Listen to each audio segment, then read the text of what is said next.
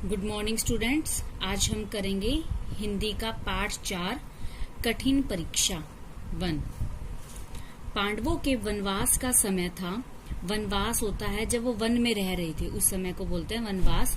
दिन भर वन में भटकते भटकते पांचों भाई भूख और प्यास से बेहाल थे। थके हारे वे एक स्थान पर विश्राम करने हेतु बैठ गए। विश्राम मतलब कि आराम करने के लिए वो बैठ गए। प्यास के कारण उनके कंठ होता है गला, कंठ से स्वर भी न निकल पा रहा था, परंतु आसपास पानी का कोई भी चिन्ह न था। चिन्ह मतलब निशान नहीं था। युधिष्ठिर ने नकुल से कहा, नकुल, सामने के ऊंचे वृक्ष पर चढ़कर चारों ओर देखकर पता लगाओ कि क्या निकट कहीं पानी का कोई स्रोत, तालाब या नदी है। नकुल ने तुरंत आदेश का पालन किया। पेड़ पर चढ़कर उसने चारों ओर दृष्टि मतलब नजर दौड़ाई और बोला, भैया थोड़ी दूर पर मुझे जल, पक्षी और जल में उगने वाली वनस्पतियां तो दिखाई दे रही हैं। संभव है वहां जल उपलब्ध हो।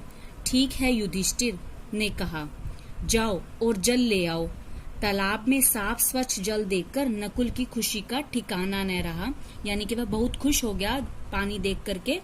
वह स्वयं भी बहुत प्यासा था।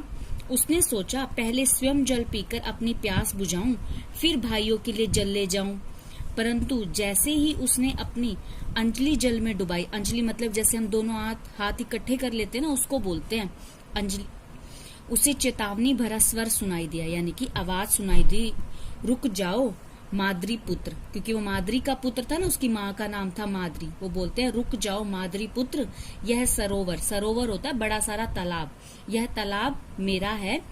पहले मेरे प्रश्न का उत्तर दो, उसके पश्चात जल ग्रहण करना, मतलब कि जल पीना आप। परंतु नकुल ने इस पर ध्यान न दिया और जल पी लिया। जल ग्रहण करते ही वह मूर्छित होकर भूमि पर गिर पड़ा। मूर्छित मतलब कि बेहोश। युधिष्ठिर नकुल की प्रतीक्षा कर रहे थे। बहुत देर हो जाने पर उन्होंने सहदेव को नकुल का पता लगाने हेतु भेजा। सहदेव भी उस सरोवर पर जा पहुंचा। सहदेव उसके भाई का नाम है।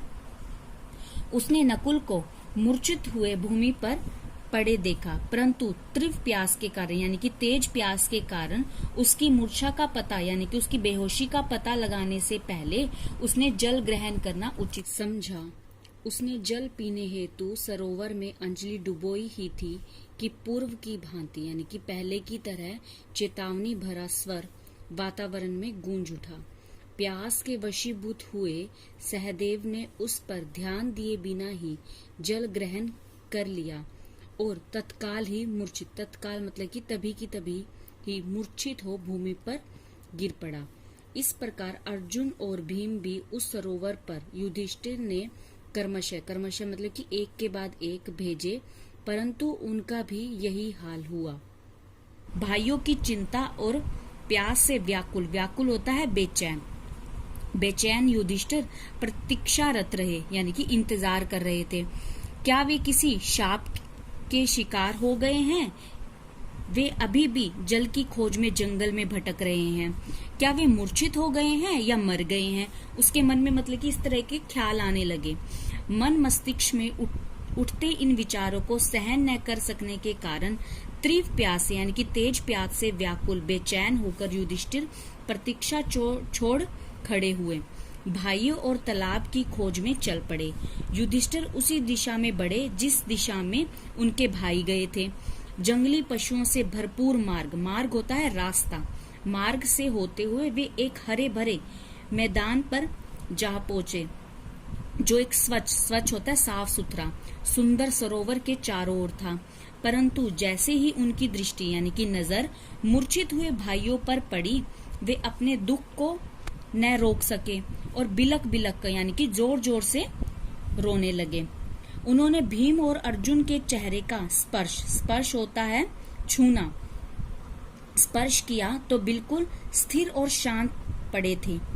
विलाप होता है रोना। विलाप करते युधिष्ठिर बोले, क्या हमारी प्रतिज्ञाओं का यही अंत होना था?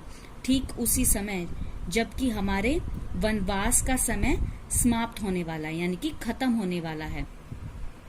तुम लोग मुझे छोड़कर चले गए। मेरे दुर्भाग्य के समय देवताओं ने भी साथ छोड़ दिया। जैसे ही उन्होंने अपने भाइयों को देखा जो निर्जीव पड़े थे, तो उन्हें दुख के साथ आश्चर्य भी हुआ, मतलब कि वो हैरान भी हुए कि ऐसा शक्तिशाली कौन होगा जो उन्हें मार सकता है, यानी कि उसके भाइयों को मार सकता है। तब वे स्वयं भी प्यास से व्याकुल होकर तालाब के किनारे बैठ गए। जल ग्रहण करने हेतु उन्होंने सरोवर में अंजलि डुबाई ही थी कि वही आकृति विहीन, यानी कि बिना आकृति के चेतावनी भरा स्वर गूंजा, तुम्हारे भाई इसलिए मर गए हैं क्योंकि उन्होंने मेरे शब्दों पर ध्यान नहीं दिया था। यह तालाब मेरा है। उन्होंने मेरे प्रश्नों का उत्तर दिए बिना ही जल पीने की कोशिश की। तुम भी उनका अनुसरण मत करो, मतलब कि उन्हीं की तरह मत करो।